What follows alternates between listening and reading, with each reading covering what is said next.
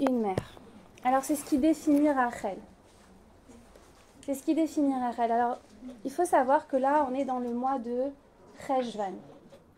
Et Cheshvan, c'est un mois spécial qui suit toutes les fêtes de Tishri, où on a, Baruch Hashem, eu beaucoup de soutien pour pouvoir, au mitzvot, pour pouvoir être, dans la spiritualité. Vous êtes d'accord? On était complètement accompagnés et on avait tout pour pouvoir se sentir dans cette rouhaniout, dans cette spiritualité. On sort de ce mois chargé à bloc et on rentre dans ce mois de Cheshvan où il n'y a plus rien. C'est le vide. Oui, il n'y a plus aucune fête. Et plus que ça, on tombe dans la morosité de la routine et de l'automne, d'accord, où on voit que les nuits commencent, bien évidemment, vous avez vu, dès le lendemain des fêtes, on perd 1 heure, d'accord, on gagne 1 heure pour ceux qui se réveillent, on se réveille un peu plus tard, mais finalement, les journées sont beaucoup plus courtes. Et donc, il y a, évidemment, l'obscurité, l'humidité, les journées plus courtes, et comme on dit souvent, ça donne la Rama. Et regardez comment s'appelle Cheshvan. Mar Cheshvan. Mar, c'est quoi? Amer. Rama, c'est la même chose. Rama en arabe, ça vient de mar. Ok? Alors vous allez me dire, c'est ça le message? Non, je vous rassure. Allez, on repart. Et en fait, ça commence par Mar. Alors, comment on dit? On dit Mar. Mar, c'est Monsieur Cheshvan, pour donner un peu de l'importance au mois de Cheshvan qui n'a pas de fête. Mais c'est beaucoup plus profond que ça. Mar, alors on comprend qu'il y a une dimension amère dans le mois de Cheshvan. Et d'ailleurs, on voit les nouvelles qui retombent, les choses qui sont difficiles. Et on se dit l'espoir qu'on a mis pendant Tishri, toutes ces tchilotes qu'on a faites, et puis on en réentend des choses difficiles. Et en fait, on se dit à quoi on doit s'accrocher? Encore. Et en fait, Mar Cheshvan, on voit qu'après il y a Cheshvan. Et Cheshvan, c'est, vous savez que chaque mois il a une symbolique. Et le mois de Cheshvan, il est connecté à quoi? À la dimension de l'odorat. Chaque mois, il est connecté à un sens. L'odorat. L'odorat, c'est quoi? Vous savez, c'est ce qui a trait à l'âme. Pourquoi? Parce que l'odorat, c'est ce qu'il y a de plus imperceptible. C'est vrai. C'est-à-dire que quand on voit, on perçoit les choses. Quand on entend, on perçoit des sons. D'accord? Mais l'odorat, c'est quelque chose qui a trait à, en fait, quelque chose de complètement impalpable, invisible, imperceptible. D'accord? Et qui touche à quelque chose d'intérieur. D'ailleurs, qu'est-ce qu'on fait à la Havdalah, après Shabbat? On sent des bonnes odeurs. Et le Yenouka, il dit que, en fait, si on veut raviver l'âme, il faut sentir, pour pouvoir éloigner l'angoisse, éloigner les mauvaises choses, il faut sentir les bonnes odeurs. D'accord? C'est quoi cet odorat? En fin de compte, cet odorat, il a trait à l'intériorité des choses. Et c'est ce qu'on va essayer de développer avec particulièrement ce qui vient dans ce mois en premier. Eh bien, c'est la Iloula de Rachel Imenu, le 11 Cheshvan. Alors, dans Cheshvan, on a dit déjà, c'est la dimension de l'odorat. On va essayer de comprendre qu'est-ce que ça signifie, cet imperceptible, pourquoi on parle de ça, et comment on voit que ça a tout son sens avec l'histoire de Rachel, dont c'est la Iloula. Et aussi, il faut savoir que dans Cheshvan, on a quoi? La première lettre de Cheshvan, c'est quoi? C'est le Chet. La dernière lettre de Cheshvan, c'est quoi? Le Nun. Ça fait référence à quoi? Chen, la grâce. Et à l'intérieur, on a quoi? Les 2 lettres qu'on a, c'est quoi? Shin et Vav. Shin, la guématria de Shin et Vav, c'est la même guématria que Isha. C'est quoi Isha? La femme. Guématria, c'est la valeur numérique des mots. Les mots, ils ont une valeur numérique. Chaque lettre, elle correspond à un chiffre. D'accord? Et quand on fait le total, eh bien, on voit que c'est exactement la même valeur numérique que Isha. La grâce de la femme. Cheshvan. La femme, c'est la seule qui peut amener de la grâce à ce qu'il n'en a pas du tout de prime abord. Et particulièrement Rachel, Ima Rachel, et particulièrement une maman. Une maman, elle réussit à adoucir tout ce qui est rude, d'accord, pour ses enfants. Ça me fait penser, Comme ça me vient là. J'écoutais le témoignage il n'y a pas très longtemps d'une femme qui a été otage.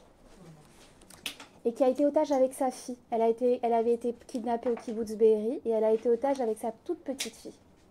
Elle a été libérée, Baruch Hashem. Et Bekarov pour tous les autres. Amen. Et en fait, quand j'écoutais son témoignage, elle disait, en fait, comment vous avez fait pour affronter ce que vous avez affronté avec une enfant aussi petite. Et elle disait, j'ai coché toutes les cases. Et ça m'a fait rire, parce qu'elle disait, en fin de compte, j'ai créé un scénario autour de tout ce qu'on vivait. J'ai dit à ma fille qu'en fait dehors c'était l'apocalypse en gros, hein, et qu'on était comme dans un bunker, et que c'était dur mais que c'était encore plus dur dehors, et qu'en fait on était protégés, qu'on avait de la chance d'être là.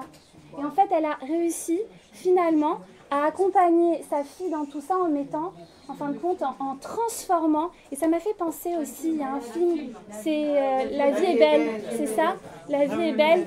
On m'avait parlé de ça aussi, on m'avait parlé de ça aussi. Et donc, c'est quoi ça? C'est la qualité d'un parent. Un parent qui, pour son enfant, est capable finalement de quoi? De surpasser la réalité, d'aller puiser des forces insoupçonnables à l'intérieur de lui pour pouvoir porter son enfant.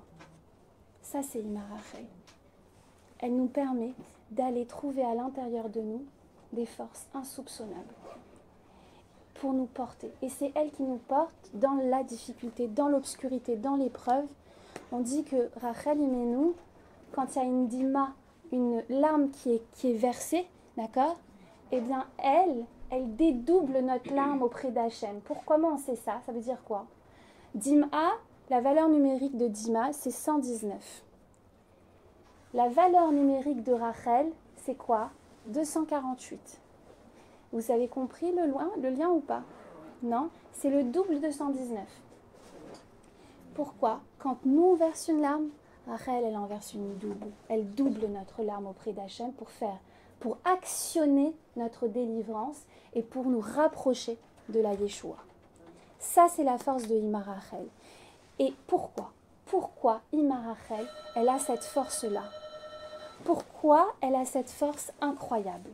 Est-ce que vous savez? Alors, on en a parlé l'année dernière pour celles qui étaient présentes, mais cette année, j'aimerais essayer d'apporter une autre dimension. Une autre dimension dont je n'ai pas forcément parlé la fois dernière. Alors, pour celles qui étaient présentes, je vais vous poser des questions. Alors, est-ce que vous vous rappelez? Déjà, c'est quoi? Pourquoi Rachel Imenu, elle a ce grand mérite? Parce qu'elle a donné son enfant, elle a sacrifié, elle a sacrifié pour ça. Elle a tout donné. Elle s'est annulée. Elle a tout donné. D'accord. Elle n'a pas fait honte. Hein? Elle n'a pas fait honte. Elle s'est passée. Quoi d'autre? Alors, est-ce que tout le monde connaît un peu l'histoire de Rachel déjà? Tout le monde? N'hésitez pas, hein. S'il y a des personnes qui ne savent pas, déjà on peut quand même ramener des éléments. C'est très important de comprendre un peu l'histoire de Rachel. Oui, vous avez besoin? Oui? Ok, très bien. Rachel Imenu, toute son histoire, elle est faite d'adversité. Rachel Imenu, il n'y a rien qui a été simple dans sa vie. Et elle a mis du temps. Elle devait se marier normalement avec Yaakov Avinu, notre patriarche.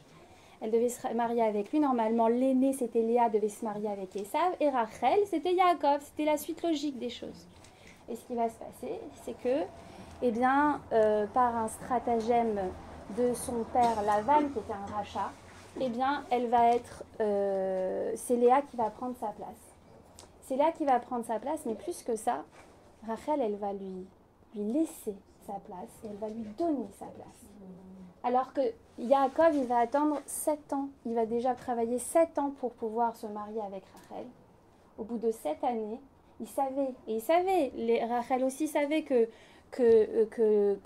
Lavan était rusé, qu'il ne laisserait pas les choses comme ça. Elle avait prévenu Yaakov et ils avaient mis au point des signes qu'avant le mariage, elle puisse, parce que c'était sa sœur jumelle Léa, et qu'ils puissent échanger pour pouvoir éviter qu'il ne la trompe et qu'il fasse passer Léa à la place de Rachel. Finalement, pour éviter la honte à sa sœur au moment du mariage, Rachel va donner ses signes. C'était quoi ces signes, ces fameux signes? On revient encore sur Chana. Chen, Chana. Chana, c'est quoi? La grâce, mais c'est quoi? C'est les initiales de quoi? Chala, Nida, Hatakat, Nerot.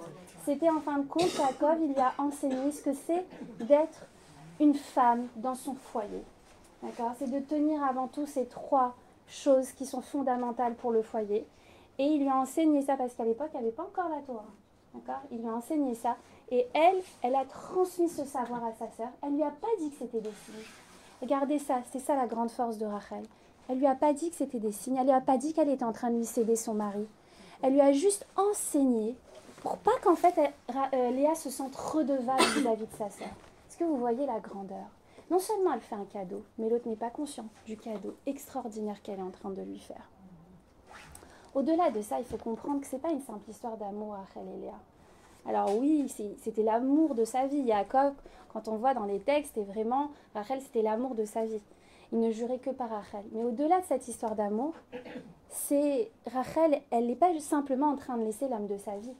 Elle est en train de laisser son olamazé. Toute sa vie, ça veut dire que si elle ne se marie pas avec Yaakov, qui c'est qu'elle va avoir?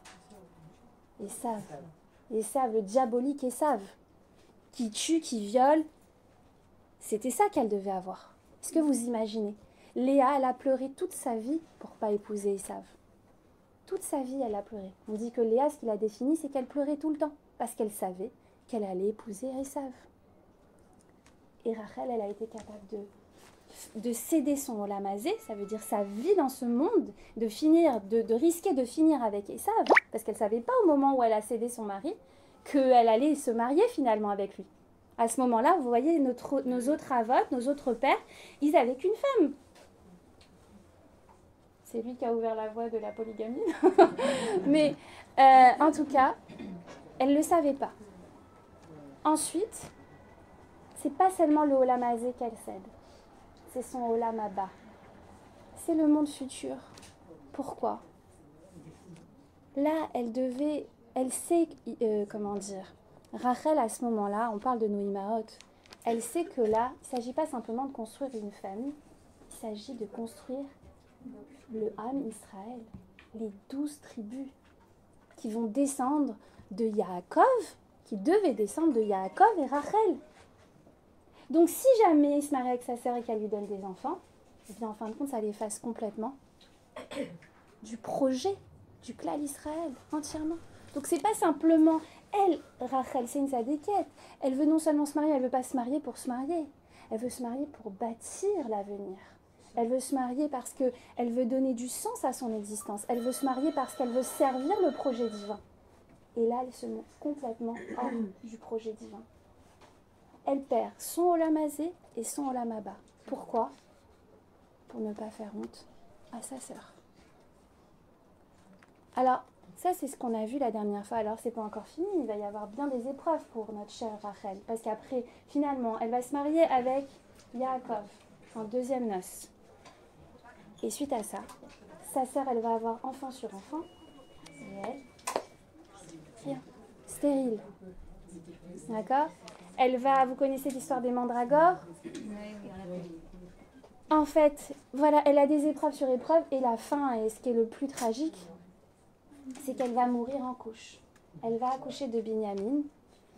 Et elle va mourir. Alors là, je pense que c'est ce qu'il y a de plus douloureux pour nous. On reste sur notre faim avec Rachel. C'est-à-dire que, autant, regardez Yosef, l'histoire de Yosef, elle est aussi très douloureuse. Elle est faite d'épreuves, l'histoire de Yosef. Il va être vendu par ses frères, etc. et tout. Mais qu'est-ce qui fait qu'on ne pleure pas à chaudes larmes quand on lit l'histoire de Yosef? Parce qu'on connaît l'issue. On connaît l'issue. On sait quoi? À la fin, il va devenir vice-roi d'Égypte. Son père va revenir. Il va faire la paix avec ses frères. Il va bâtir l'avenir. Donc on se dit, ça va, c'est pour le bien. C'est les Tova et on le voit de nos yeux. Mais avec Rachel, et c'est ça la force de Rachel. Écoutez, je pense que ça c'est le message qui est différent de l'année dernière. L'année dernière, on avait parlé de cette capacité d'annulation de soi qu'avait Rachel. Mais en fait, ça va bien, cette année j'ai découvert ça. Ça va bien au-delà de ça. En fait, Rachel, elle n'a pas eu son issue. Rachel, elle n'a pas eu son issue. Elle ne l'a pas vue de ses yeux. Dans sa vie, elle ne l'a pas vue de ses yeux. Elle est morte en couche. Mais elle est morte en donnant la vie. Elle est morte en donnant la vie. En donnant cet espoir. Elle est enterrée où, Rachel? Elle est entourée sur le chemin. Sur le chemin de quoi? Sur le chemin de la galoute. C'est quoi? C'est-à-dire que Rachel, elle a voulu être enterrée là-bas. D'ailleurs, c'était une des grandes blessures de Yosef. Vous savez, au moment où Yosef, son fils, son père va l'appeler à la fin de ses jours, Yaakov, il va l'appeler auprès de lui, il va lui dire « Mon fils, je te demande une faveur, je te demande de me ramener en Eretz Israël, de ne pas me laisser en Israël, de m'enterrer en Eretz Israël. » Et là, il y a une douleur très forte qui saigne dans la poitrine de Yosef. Maman, elle est enterrée où, maman? Sur le chemin. On l'a laissée comme ça. Comme elle est morte en couche sur le chemin vers Eretz Israël, on l'a laissée. C'était à un jour de marche, on aurait pu l'enterrer en Eretz Israël. Pourtant, on l'a enterrée sur le chemin. Et Yaakov, il lui répond quoi? Il lui dit, mon fils, maintenant je vais t'expliquer. Ça va au-delà de nos individualités. Rachel, moi, ça va au-delà de notre existence. Rachel, elle n'a pas existé pour elle. Rachel, la symbolique de Rachel, c'est la lune dans la Kabbalah, dans le Zohar. Elle ne reflète pas sa lumière, elle reflète la lumière du monde. Elle reflète le projet divin, d'accord? Elle n'a pas d'existence propre pour elle-même. Elle est là pour servir le projet divin. Quitte à être hors du projet divin, du moment qu'elle l'aide à acheminer le projet divin, c'est Rachel. C'est une annulation totale, c'est, si vous voulez, c'est un conduit, l'articulation, d'accord? Et ce qu'on voit chez Rachel, alors il dit Yaakov à son fils, il dit, Rachel, elle est restée sur le chemin parce que Rachel, elle ne peut reposer en paix tant que ses enfants ne sont pas totalement délivrés. C'est là qu'elle aura sa Yeshua. En fin de compte, sa délivrance, c'est la délivrance du Ham Israël. Alors regardez maintenant le Midrash. On va le relire avec cet éclairage. Et on va essayer de comprendre pourquoi Rachel, elle a ce mérite. Et quand on va prier Rachel, comment nos prières, elles vont percer toutes les couches pour monter jusqu'au Kisei HaKavod. Alors, vous savez, c'est quoi ce Midrash? Il rapporte en fait au moment où les Bnei Israël, ils sont, ils ont été exilés, le premier Beth Amikdash a été détruit, ils étaient exilés sur le chemin, ils ont subi des choses très difficiles, etc. Et à ce moment-là, tous les Havot viennent plaider la cause du peuple juif auprès d'Hachem. Avraham Avinu dit à Hachem, Maître du monde, pourquoi as-tu exilé mes enfants et les as-tu livrés aux mains des nations qui les exterminent et inventent à leur encontre toutes sortes de plans maléfiques? Ça nous parle aujourd'hui. Pourquoi as-tu également détruit le Beth Amikdash à l'endroit où j'ai offert mon fils Yitzhak en korban devant toi? À l'âge de 100 ans, tu m'as donné ce fils, et lorsqu'il fut enfin mûr, devenu homme plein de bon sens, à 37 ans, tu m'as demandé de l'offrir en korban. Et qu'est-ce que j'ai fait, moi? Je me suis fait violence, je me suis remplie de cruauté pour inhiber ma pitié en sa faveur. Et je l'ai moi-même ligoté pour t'obéir à la lettre, alors que c'était le contraire de la mida de Avraham Avinu, qui était kulo chesed, c'est que de la bonté. Il était ouvert vers le monde, vers tout le monde. Il prenait à l'époque, on sacrifiait des humains. C'est Avraham qui est venu avec sa foi en un seul Dieu et qui a dit qu'on ne peut pas sacrifier des êtres humains. D'accord? Et qu'est-ce qu'il fait? À la demande d'Hachem, il va sacrifier son propre fils. Cela ne suffit-il pas pour éveiller ta miséricorde envers nos enfants? Ne t'en souviens-tu pas aujourd'hui? Rien à faire. Hachem ne plie pas devant cette demande. Pourtant, on aurait pu croire que oui. Ensuite, qu'est-ce qui vient? Yitzhak. Yitzhak, qu'est-ce qu'il dit? Il s'avance pour plaider la cause du Ham Israël.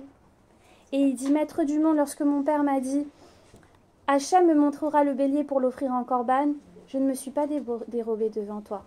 Je savais que c'était moi. Parce qu'il a dit à son père, mais je vois pas le korban. Il est où? Tout de suite, il a compris. C'est moi le korban. Et j'étais prêt à me sacrifier de plein gré, de tout cœur. J'ai offert mon cou, je l'ai présenté à la lame. N'aurais-tu pas mémorisé ça? Ne prendras-tu pas en pitié nos enfants? Oh là là, je crois que j'ai oublié d'enregistrer. Ah non, c'est bon. Attends, à chaque fois j'oublie. Yaakov Avinu. À son tour, il vient devant Hachem. Parce que, comment dire, les prières d'Israël, les paroles d'Israël ne suffisent pas à faire céder à Kadosh Baruch Hu. Yaakov Avinu, il rappelle aussi qu'il n'a pas hésité à affronter même l'ange d'Esav, d'accord, pour protéger sa famille, pour protéger le Ham Israël. Et ensuite, c'est Moshe Rabbeinu qui vient. Il dit, Roé Neeman, j'ai été le berger fidèle du peuple juif, j'ai sacrifié toute ma vie pour le peuple. Combien il a subi de critiques, vous savez ce que c'est déjà diriger une communauté, alors diriger tout le peuple juif. Et qu'est-ce qu'il lui dit à Hachem? Non. Et alors, c'est là que surgit les pleurs de Rachel. Elle ne cesse de pleurer Rachel. Et qu'est-ce qu'elle dit à Hachem? Maître du monde, il est dévoilé devant toi que Yaakov, ton serviteur, a travaillé 7 années pour me prendre pour femme. Au terme de ces 7 années, quand arriva le moment de devenir son épouse, enfin, le moment tant attendu. Ce qu'il faut comprendre, en fait, Rachel, elle incarne, elle représente cette patience, cette attente insoutenable, l'attente du retour des otages, l'attente de voir les choses s'arranger, l'attente de se marier, l'attente d'avoir des enfants, l'attente de voir une Yeshua. C'est Rachel, toute sa vie, c'est ça. Cette attente. Cette attente quand viendra la délivrance? Elle dit, à ce moment-là, quand j'étais... Vous savez que Rachel, on dit dans le Midrash, on nous explique, elle était déjà... Elle a cousu sa robe pendant 7 ans. Elle a cousu sa robe de mariée pendant 7 ans. Elle était en robe de mariée. Elle était là, il était à quelques mètres de lui. Et son père, il lui a dit, enlève ta robe et donne-la à ta sœur. Et à ce moment-là, qu'est-ce qu'on dit? Shtika. Shtika. Le silence de Rachel. Elle aurait pu dire quelque chose. Oui. Il était là, elle aurait pu crier, Yaakov, c'est moi! Sauve-moi! Oui? Shtika. Et ce silence, c'est pas simplement un simple silence. Il faut comprendre que ce silence-là, c'est un silence qui est pas un silence de résignation. C'est le silence du choix. Le choix de faire ce qui est juste. Et ça, on n'est pas dans cette position de victime des circonstances. Rachel, elle n'a jamais été victime des circonstances. Elle a choisi de faire les bons choix. C'est pour respecter peut-être le choix de son père, non? Ah, il y a une question comme ça, je l'ai vue, en plus c'est marrant. Non, parce que en fait, Lavan c'est un vrai rachat, mais elle a compris quelque chose de fondamental. Parce que comment on peut savoir ce qui est juste finalement? Comment on peut savoir si c'est Hachem ce qu'il attend de nous? Que c'est pas à ce moment-là qu'il faut se révolter comme Pinchas? Pourquoi là oui, pourquoi là non? Comment on sait? Et en fait, elle s'est dit quelque chose de très simple. C'est le Da'at Torah qui lui dit ça. C'est que le projet du Ham Israël, il ne peut pas se bâtir en laissant quelqu'un au bord du chemin. On ne peut pas construire le peuple juif en brisant quelqu'un. Peu importe, Lavan, c'est sûr que ses plans, ils ne sont pas faits pour le bien, d'accord? Et qu'il n'a aucune intention de bâtir quoi que ce soit. Lui, il pense qu'à ses intérêts, d'accord? L'intérêt de garder Yaakov le plus longtemps possible sous la main parce qu'il lui ramène la bracha, ok? Mais les hommes, ils ont des projets. Et c'est Hachem qui dirige derrière. Quel que soit le bâton, le moyen qu'il utilise, il emploie les mauvaises personnes pour faire finalement son projet aussi. Regardez, pour tous c'est comme ça. Paro, d'accord? Paro. Il voulait tuer qui? Il voulait tuer qui? Il a tout fait pour tuer qui? Pour tuer le celui qui allait, il avait vu dans les astres le sauveteur, le futur libérateur du peuple juif. D'accord? Il avait vu dans les astres. Donc qu'est-ce qu'il a fait? Il a demandé à mettre à mort tous les premiers-nés. Comment ça a terminé? C'est lui qui a élevé dans son château, sous ses genoux, avec tout ce qu'il faut comme confort, le libérateur du peuple juif. Toi, tu as des projets. Mais c'est Hachem de toute façon qui acheminera son projet. Quand on a construit Eretz Israël, la majorité des personnes qui ont fondé Eretz Israël, d'accord, c'était des anti-religieux.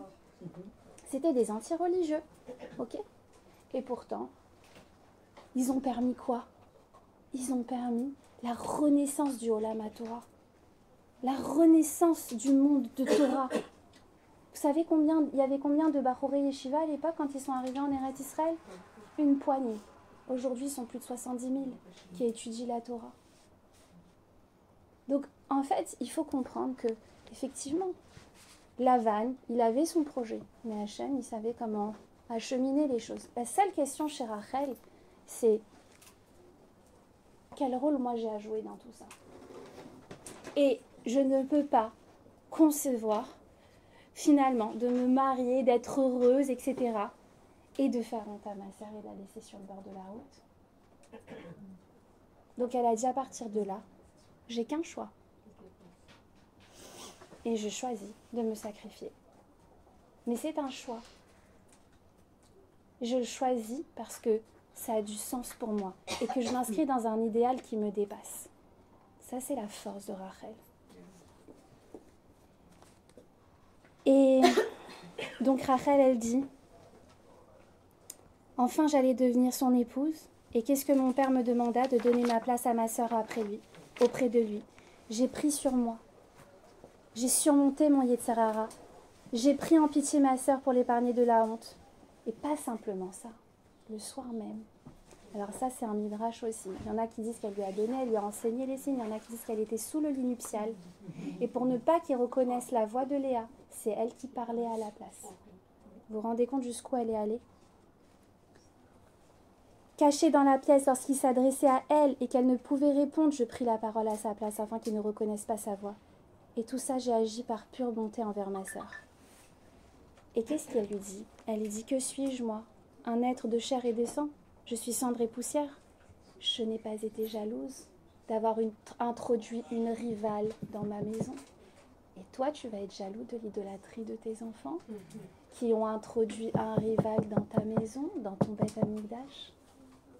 Devant ça, Hachem, qu'est-ce qu'il répond? Aussitôt la tribu de pitié du maître du monde se révéla. Et qu'est-ce qu'il dit? Pour toi, Rachel, je ramènerai Israël sur sa terre. Kol berama nishma.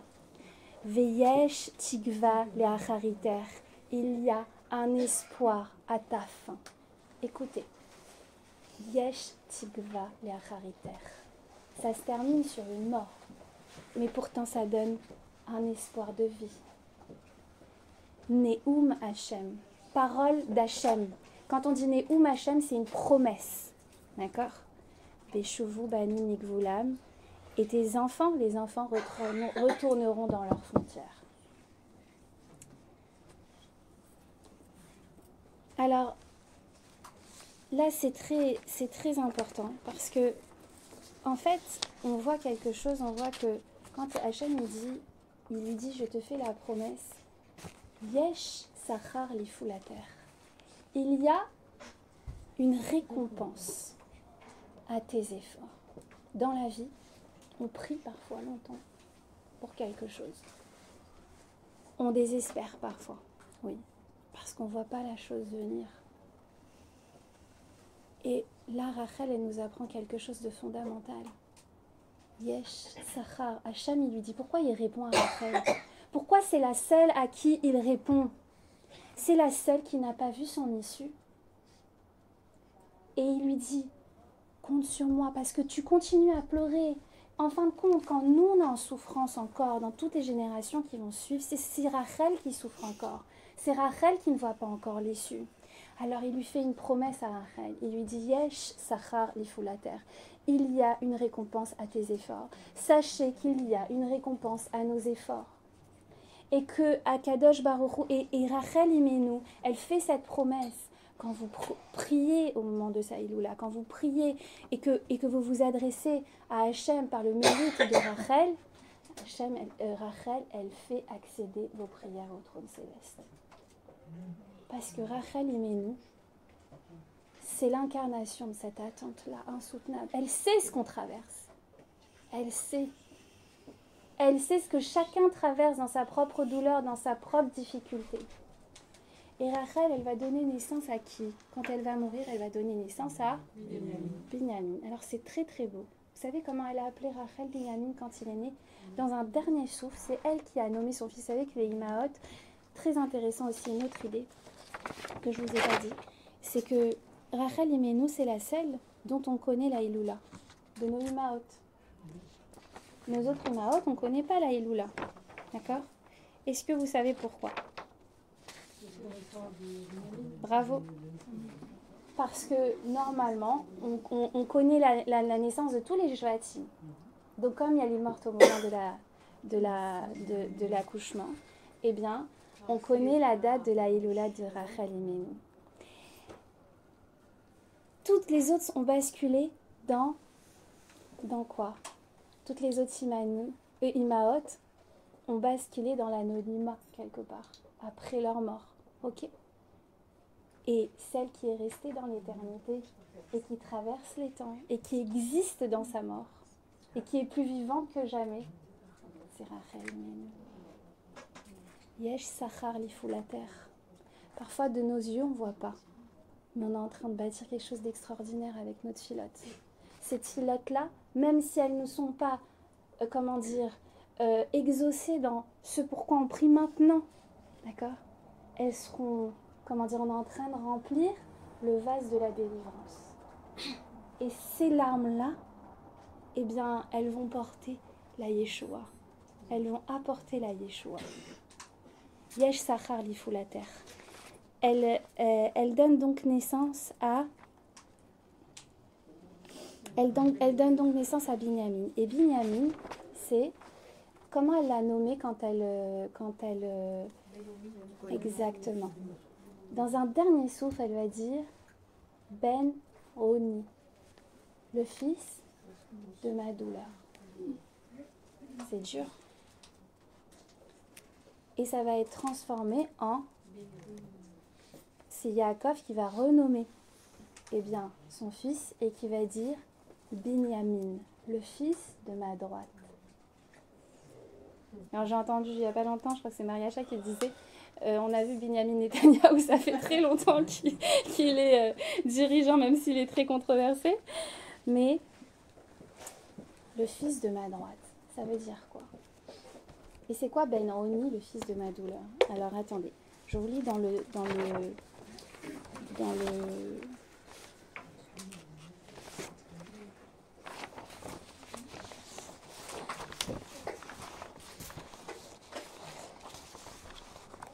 Oui. Oui, il a changé de Ben Oni, il a transformé en Binyamin, le fils de ma droite. Yamin, c'est la droite. Alors on va essayer de comprendre quelque chose de très important avec Ben Oni. Ben Oni, Oni, le fils de ma douleur, Ben Avali, le fils de mon deuil. Et en fait, le Ramban, il nous rapporte quelque chose de très intéressant. Et ça, c'est ce qui définit l'essence du clan Israël. Ben Oni, Oni, en fait, il a deux acceptions, il a deux sens. Oni, ça peut être douleur, mais Oni, c'est aussi Kochi, ma force. Milachon, comment il dit le Ramban? Milachon Kochi Vereshit Oni. Ma force, c'est le début de ma puissance. Ça veut dire quoi? C'est la définition, mesdames, de la résilience. C'est la définition de la résilience. C'est quoi la résilience? C'est quoi ce qu'on voit en Eretz Israël, ce qui est en train de se passer, un phénomène incroyable, au-delà de la raison, et qui définit le klal Israël à travers toute les générations et toutes les épreuves auxquelles il a été confronté, c'est quoi?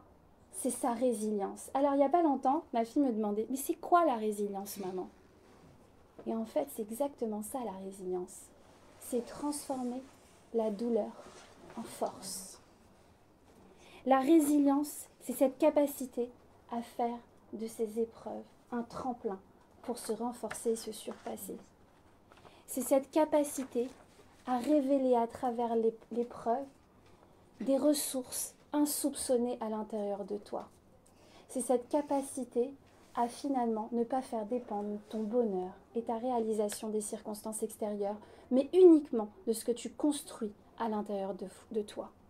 C'est ce qui te donne, c'est l'épreuve qui va te donner les forces de te construire. Et ça, c'est exactement Ben-Oni, Binyamin, le fils de ma force. Ben-Oni, Binyamin, le fils de ma droite. C'est quoi la droite? Vous savez que dans la Torah, c'est quoi la droite? Hein? Alors, il faut savoir que Binyamin, c'est représenté par les femmes. Encore une fois, la femme est au cœur de Rachel, de Rejvan, etc. Mais quand Hachem, quand on dit que... alors, j'ai plus dans... Dommage, je n'ai pas ramené le verset. Mais il faut savoir que, en fait, même au niveau neuropsychologique, eh bien, la droite, le côté droit du cerveau, c'est tout ce qui représente l'imperceptible aussi, les ressentis, d'accord, les perceptions. C'est tout ce qui représente la sensibilité, le côté artistique de l'être humain. Alors que le côté gauche du cerveau, c'est tout ce qui est structuration, rationalité, etc. D'accord? Langage. Et en fait, si vous voulez, Benyamin, le fils de ma droite, le fils, celui qui m'a permis d'accéder au sens caché. Vous savez, il y a les apparences, il y a ce qui est rationnel, il y a, comment dire, la dimension de cause à effet. D'accord? Mais vous voyez qu'Am Israël, il ne rentre pas dans cette dimension-là de cause à effet. Quand on pense qu'on est perdu, c'est vrai, quand tout le monde pense que c'est fini pour nous, c'est là où quoi? C'est là où quoi? C'est pas simplement qu'on renaît, c'est qu'on dégomme tout sur notre passage. Regardez, au moment où on n'y croyait plus, qu'on pensait que vraiment ça y est, on était en perte de vitesse totale, c'était défaite sur défaite. À ce moment-là, l'histoire des beepers, à ce moment-là, l'autre qui tombe, à ce moment-là, ça y est, ils tombent tous les uns après les autres. Akadosh Baruch Hu, c'est sûr qu'on ne dépend pas d'une dimension rationnelle. On ne dépend pas de ça. On n'est pas dans cette dimension de cause à effet. On est dans une autre dimension. La dimension, c'est celle de quoi? De s'attacher à quoi? À la Emouna. C'est au moment, en fin de compte. C'est quoi d'ailleurs dans Imma? Il y a M. Et M, c'est quoi? C'est la racine de Emouna. C'est quoi? C'est au moment où, en fin de compte, tout nous fait croire, nous fait penser le contraire. Eh bien, c'est à ce moment-là qu'on s'accroche à notre foi et que la délivrance jaillit. C'est à ce moment-là. Alors, j'aimerais vous lire aussi autre chose, si j'arrive à mettre le doigt sur les notes, qui sont un peu trop chargées à mon goût.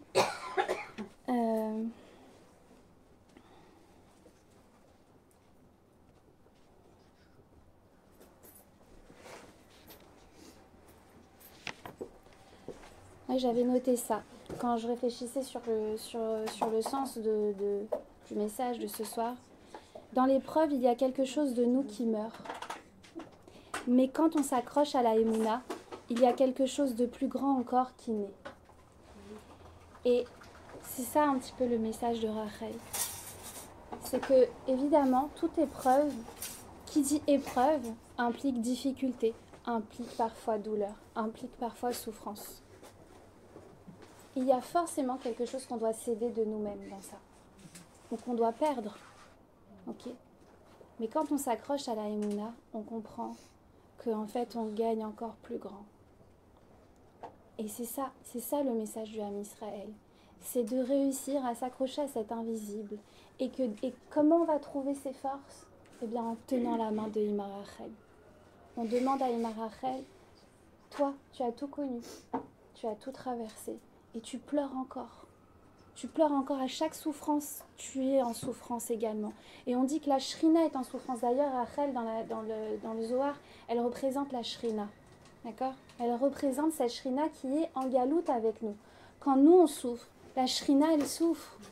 La Shrina, elle attend quoi? Qu'une seule chose, c'est quoi? C'est de trouver un baït, oui, de trouver une maison dans laquelle reposer.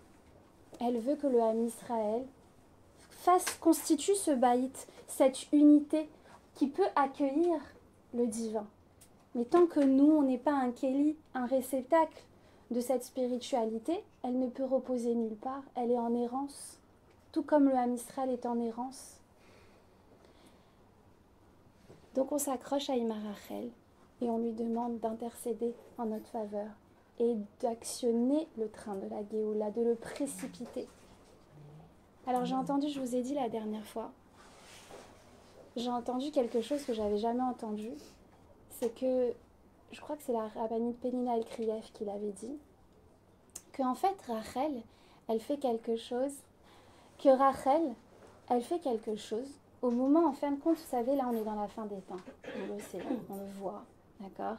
Bon alors la fin des temps, c'est vrai qu'à notre échelle, dans notre dimension, ça peut durer longtemps, hein, mais dans la dimension, on va dire, d'Hachem, d'accord, par rapport à l'échelle du temps, qui est infinie, d'accord, on est vraiment dans la dernière ligne droite. Et en fait, on nous dit que là, plus on avance vers la fin du temps, plus le train il s'accélère, d'accord, pour nous amener vers la délivrance. Et ça va de plus en plus vite. On est plus vite, presque on est en roue libre. Vous imaginez un train en roue libre, d'accord, dans une pente, ok? Donc ça va très très très vite. Et on dit, qu'est-ce qu'elle fait Rachel? Qu'est-ce qu'elle fait Rachel à ce moment-là? Hein? Elle accélère le train? Elle ralentit le train. Je ne comprenais pas parce que pour Rachel, en fait, c'est celle qui active la délivrance. D'accord? Qui s'associe à notre chilote pour pouvoir précipiter la délivrance. Ça veut dire quoi qu'elle retient le train? Elle retient le train pour ses enfants, pour les enfants d'Hachem, pour que le maximum puisse monter dedans avant la fin.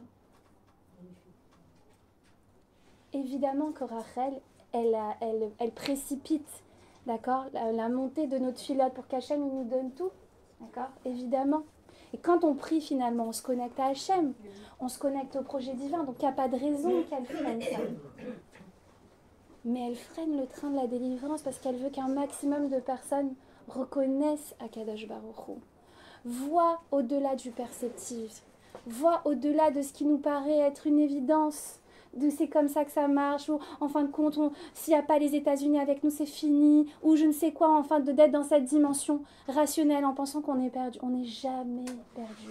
Le Ham Israël, il a une promesse d'éternité. Alors oui, il peut accuser des coups, oui, il peut perdre des batailles, mais il gagnera toujours la guerre. Et à travers toutes les époques, on l'a témoigné et retémoigné de notre capacité, non seulement à nous relever, mais à renaître de nos cendres encore plus fort. Donc sur ce, voilà, on va terminer sur ça. Qu'Akadosh Baruch Hu nous aide et que Bezrat Hachem, il écoute les tfilotes de chacune, qu'on puisse prier. Alors je vous demande, mesdames, je sais que chacun a des demandes personnelles, c'est évident. Mais voilà, quand vous par rapport, je sais qu'il y a la Ségoula de Rachel, vous la connaissez, je vais en parler rapidement, mais priez pour les otages. Essayez de prendre un nom d'une otage chacun et priez, parce qu'on dit que quand en fin de compte on focalise, pourquoi il y a on a souvent posé cette question, pourquoi une seule demande? On en a plein des demandes. Oui, on en a plein des demandes, mais en fait, si on veut, si on veut obtenir quelque chose dans la vie, c'est un phénomène physique et métaphysique. Il faut réussir à faire focus sur la chose. Plus on a de demandes et plus elles sont dispersées, plus finalement, on ne saura même pas quand est-ce qu'Hachem il nous envoie, parce qu'on avait 1000 choses à la fois. Si on veut pouvoir publier le NES, il faut être très focalisé sur une seule demande. Alors, prenez vos demandes personnelles, votre demande personnelle qui compte pour vous, mais associez un otage. Et prier pour la délivrance, voilà. Il y a beaucoup de noms, vous pouvez demander si vous voulez, je pourrais vous en trouver un. Mais voilà, qu'on puisse Bezrat Hashem Bekarov, et par le srout de Rachel Imenu, entendre que des Yeshuot et la libération complète de tous les otages. Alors, je vous lis rapidement là. Tu voulais que je lise, j'explique la Ségoula. Je lis après le texte ou pas? Bon. Alors, en fait, la Ségoula de Rachel Imenu, elle dure 40 jours. Vous connaissez ce chiffre-là? En fait, à partir du moment D'ailleurs, c'est intéressant parce que il faut savoir que du premier jour de Tishri jusqu'à la Iloula de Rachel, il y a 41. Et 41, c'est la gematria de M, maman. D'accord? Encore une fois, on met à l'honneur la maman. D'accord? Alors, c'est quoi? Cette Ségoula, elle démarre au premier jour, donc ce soir, de la Iloula de Rachel Imenu, et elle dure pendant 40 jours. Donc, mettez-vous un petit rappel. D'accord?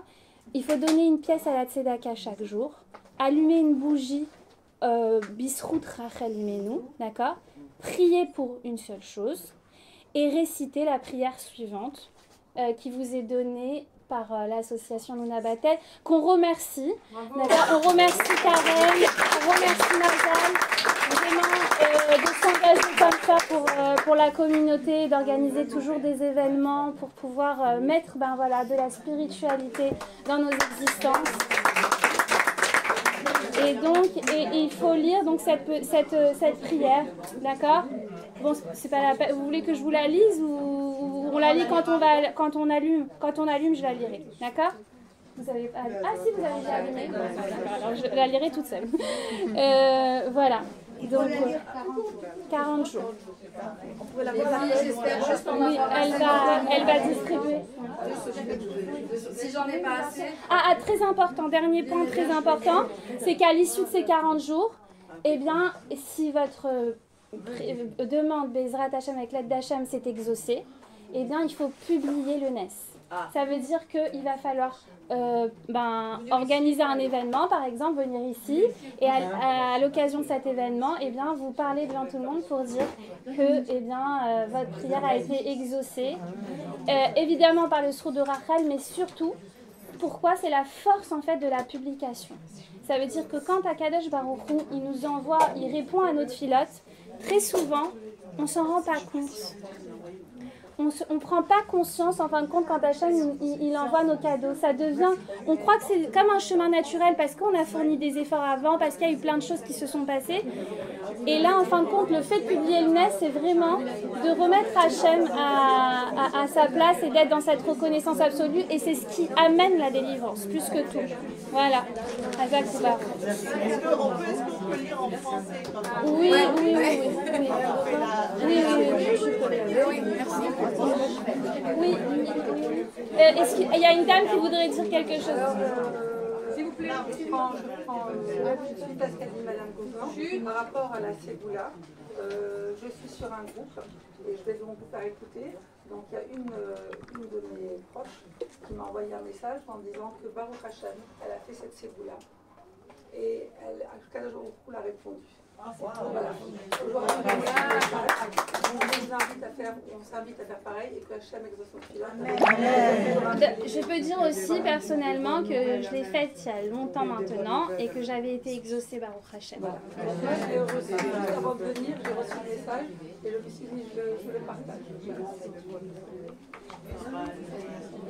Hazak ou Baruch.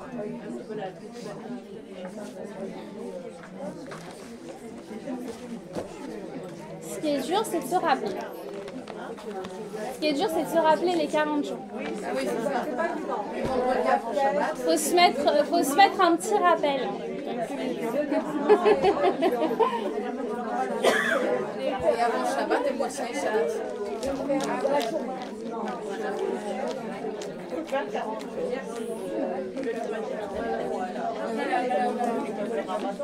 Ah, mais ça y est, maintenant, je suis la morale Sarah. Je me suis dit, c'est des cours, parce que bon, voilà, y a... Mais après, je me suis dit, non, c'est pas les cours.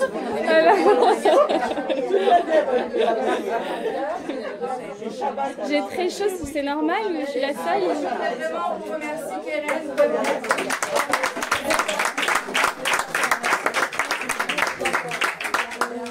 Alors voilà, deux choses. Il y a la tombola ce soir, regardez, vous avez le cadre. Il est à 10 €, donc voilà, celles qui veulent jouer, c'est aussi pour l'association. Voilà, pour aussi l'association. Vous avez le buffet. Il a été offert par Raquel. Vraiment, on lui souhaite que des bonnes choses à Raquel. Raquel, vraiment que Hacham il vous comble dans tous les domaines, vous et votre famille, par le mérite de Rachel Imenu. Donc s'il vous plaît, servez-vous, on est nombreuses, Baruch Hashem. Donc vous avez des assiettes, servez-vous, faites la bracha pour le nom et venez vous asseoir s'il vous plaît, que chacune puisse au moins se servir. Donc allez-y, je vous en prie. J'arrive.